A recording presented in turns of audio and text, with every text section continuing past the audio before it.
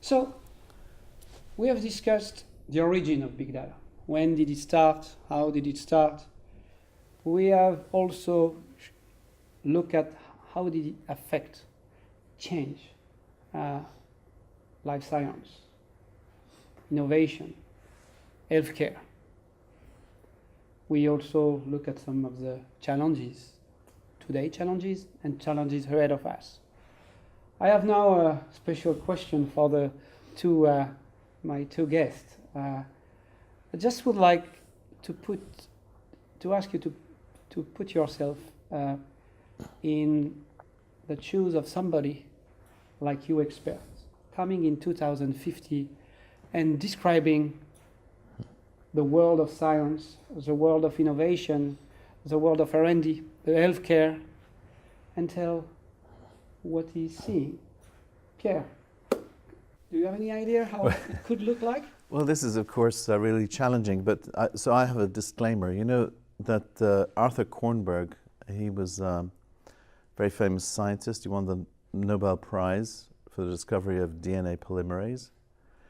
And he had a famous quote which said, the future is invented, not predicted. So given that, I will now predict. But of course, the development of technology, the speed at which this is going, it's very challenging to understand what's going to happen. Having said that, I mean, what I see is that the ecosystem, the industry ecosystem, will be totally changed in 2050. You will have players who will be much more joined up. And if the pharmaceutical companies cannot partner effectively with the IT people and smaller mid-sized biotech companies and so on, they will just die. So they will need to continually renew themselves, renew their business models, and build those partnerships where partnerships are required. We have no clue how fast the technology will develop. All we know is that it will.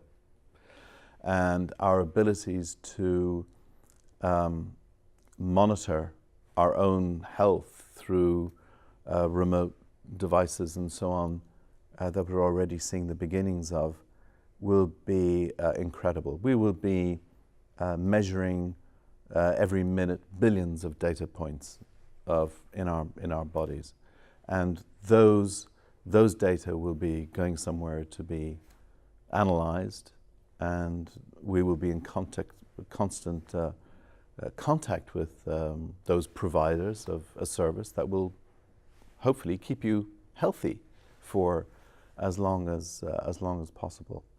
But the industrial ecosystem will be dramatically changed. Thank you very much, Pierre. Dipak? So if I'm alive in 2050, let's start with that question. But let's hope I am. I think I will be my own primary healthcare provider. I think that I will be interacting in a two-way relationship with sensors, apps, and other things that give me a personal guidance system for managing and optimizing my health. By 2050, if I am alive, I'll have 4, 5, 6 chronic diseases. They will need self-management, and they will need cross-fertilized self-management because the diseases interact. And I think that I will have connectivity with a large data pool of patients very closely profiled to me, possibly at a global level by 2050. So the number of patients may be quite significant, even if I'm quite precisely specified.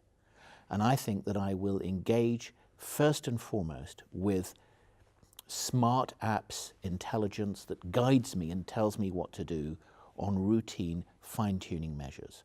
I think my second wave of connectivity might be to a community of people in that database who have similar conditions to me, where we may then share, if you like, folk knowledge informed by evidence that we are given in a just-in-time way. I think that we may have moved from a one-to-one or one-to-many patient healthcare professional relationship to a more many-to-many relationship. That is, rather than me seeing a clinician, I may consult my network. If we can't resolve an issue, we consult collectively with a panel of virtual and physical actors who help us with their expert knowledge to drive us all, because I may not have a unique problem, other patients may have the same problem, but of course there'll be times I need hands-on. I will need to still see health professionals who will no doubt have incredibly smart ICT tools as well as virtualization tools and non-invasive tools to diagnose me. I'm sure that's the case.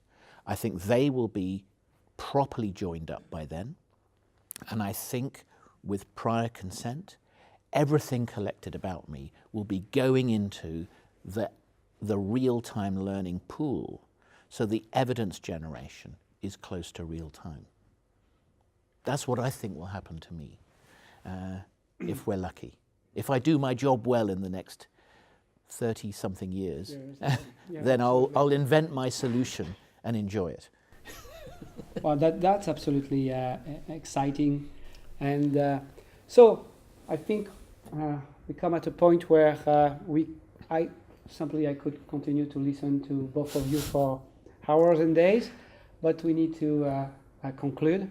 I just would like to thank you very much for what you have brought today.